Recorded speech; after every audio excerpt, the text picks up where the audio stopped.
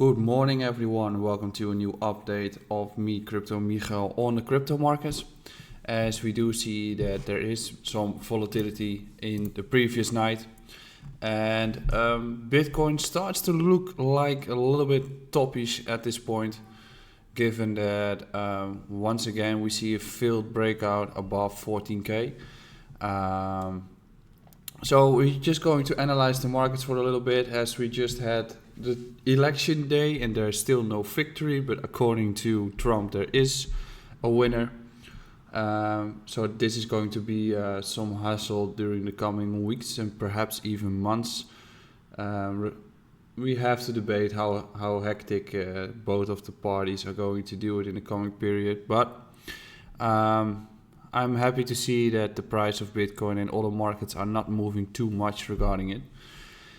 What to be expected from the crypto markets? Well, in all honesty, the price is still moving inside resistance. We did know that based on the monthly, yearly, weekly levels, anything between 13.7 to 42 is a heavy resistance zone, through which it's unlikely that there's going to be a breakout happening in one go, given the significance of this resistance zone. However, the moment that it breaks through this area, I'm anticipating that we're going to see a rally towards the all-time highs, and then we're going to face a big rush. However, a breakout of these significant levels in one go, in one test, is very unlikely to happen, especially on the macro perspective and the uncertainties surrounding by the markets at this point. So I'm more anticipating a potential corrective notion through which we test lower levels before we continue to rally upwards. And yes, Bitcoin is very bullish in general. However, given the structure that we are building up here, it starts to look like a similar pattern as we have witnessed in August previously.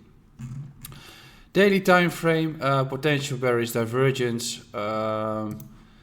Not anything special there. Weekly is looking quite bullish, to be honest. Based on the weekly, you don't want to see the price lose the area around 10.5. Pretty decent structure. A range bound structure seems very likely given the fact that we're in the same phase as 2016. In the meantime, we still see that even if Bitcoin goes up, down, sideways, makes a hula hoop, altcoins are still getting crushed, as Ethereum is still facing further corrective movements. And we have been discussing this in the previous videos, and I hope you have enjoyed it. If you did not see it yet, check it out on my YouTube.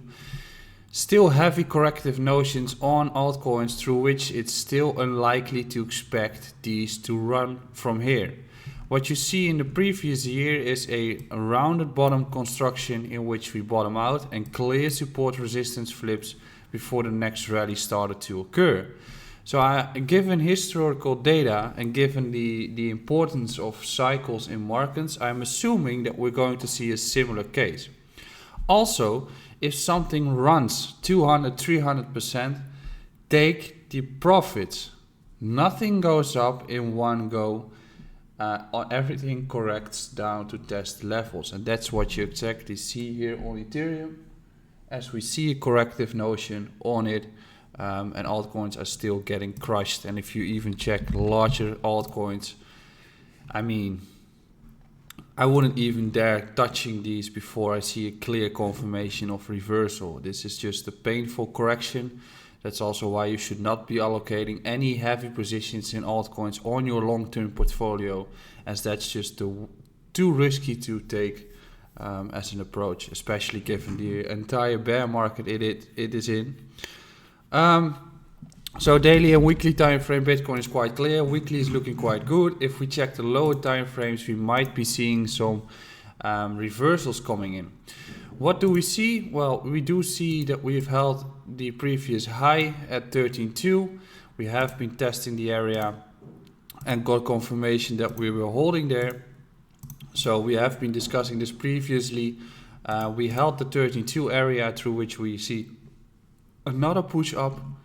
However, we see failed breakouts once and for all in the upwards trend here, through which what to expect right now is, well, we do see a clear resistance zone. So if we get a further upwards rally towards the area around 13.7, 13.8 and we reject here, we can see this as a deviation above the range high.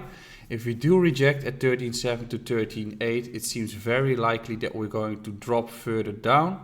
And then we're going to test the area around 13.2 once again. And then the confirmation of bearish divergence starts to confirm even more, as there is a potential bearish divergence applied here.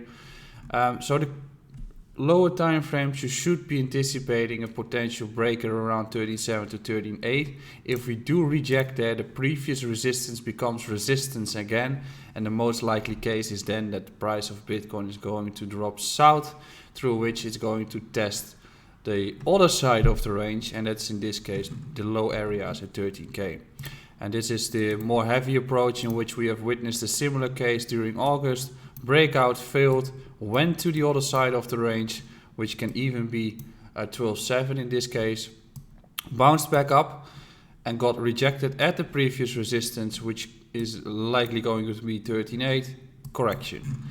So in this case, two areas to watch. If 13.7.5 rejects, smaller time frame 13.2, more importantly the area around 12.7 to 12.9. That's also the final hurdle. If 12.7 to 12.8 is lost, I think we're going to test lower levels around 11.6. Which would still be quite bullish for the markets in general, as that would mean that we are going to test the previous resistance zone for confirmation. But in general, I would not be anticipating any bullish perspective at this point unless we clearly break 13.8. I'm a little bit skeptical on the price movements at this point.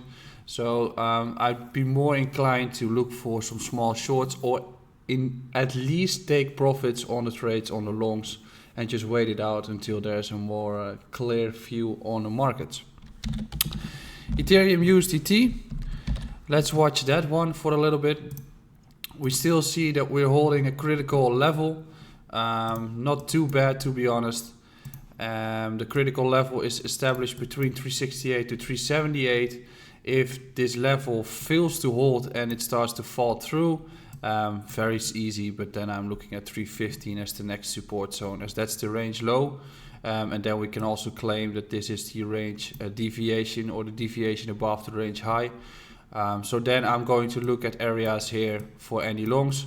If we do hold here, I think we're going to test 450, but that would also mean that Bitcoin is going to break through 14k, and ETH BTC has to start showing strength, which is not the case. So I'm also skeptical on Ethereum. I just want to see a clear pattern constructed.